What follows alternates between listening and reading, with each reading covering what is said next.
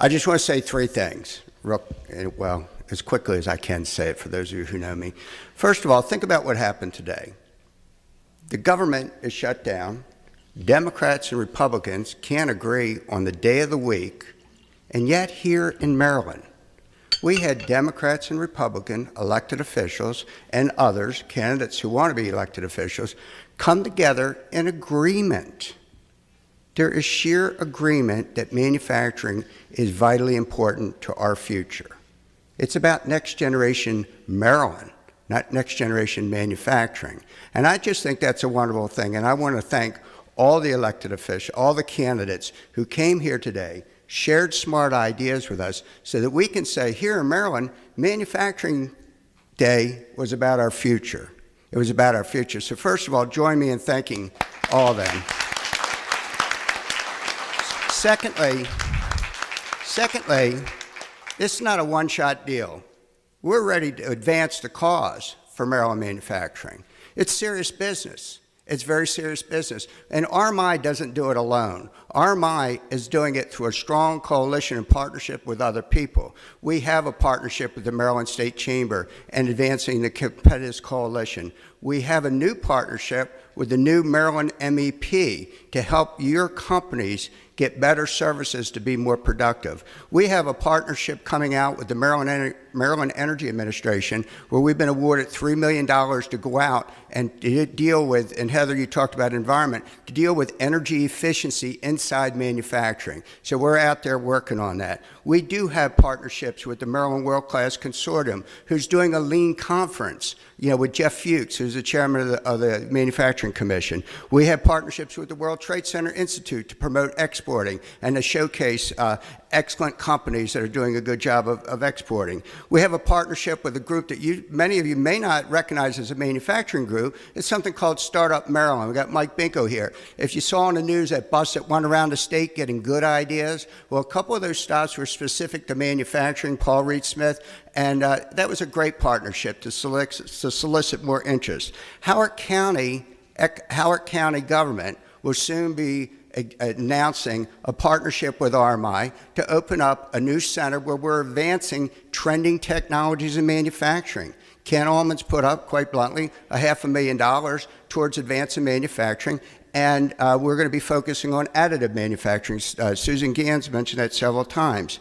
The BBJ, and this is really exciting, and for those manufacturers, and on the 24th, we're going to have in the Baltimore Business Journal an entire insert of about 8 pages on manufacturing and the things that we're doing. By the way, the we is not RMI, it's you. So I invite you to talk to me about that because I want to be able to tell your story.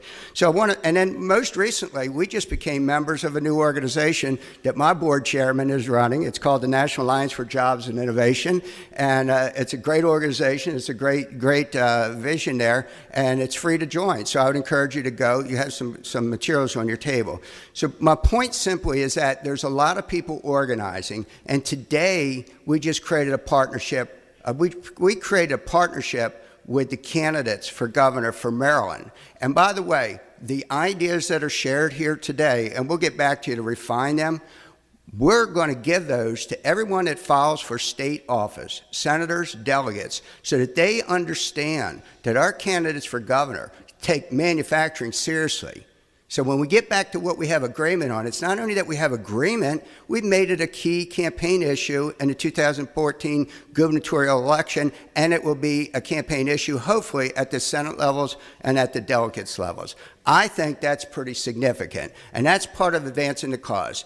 But just in ending, I'd like to say, what is the cause? What are we all about? What are we trying to do? Help Drew with his company, help GM with theirs, of course. But the cause is much deeper than that. The cause is about why we think we know manufacturing is important.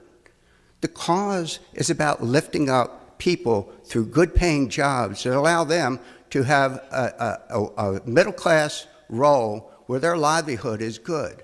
The cause is saying we cannot, as a country, no longer afford to export jobs overseas and in return grow poverty. Poverty in America today, folks, is at 15%. If we keep doing what we're doing, it'll be at 20 and then 25%. And don't think for a minute that that doesn't affect all of us. So the cause is really about people. The cause is about building hopefulness with a large population of people who every day are dealing with despair and helplessness. So the reason manufacturing is important, and I can speak firsthand because I come from blue-collar Dundalk. I'm from Dundalk, and I love it. I may have a PhD, but I got middle-class blood in my veins, and nothing will ever prevent me from spending time reminding folks that we need to work together to give the people the benefit that I and my brother Joe Galiazzo, who's here tonight, got when our father, with a 6th grade education, went to work down at Bethlehem Steel, or excuse me, at the shipyard. And he came home with kerosene smells on his clothes and grease on his hands.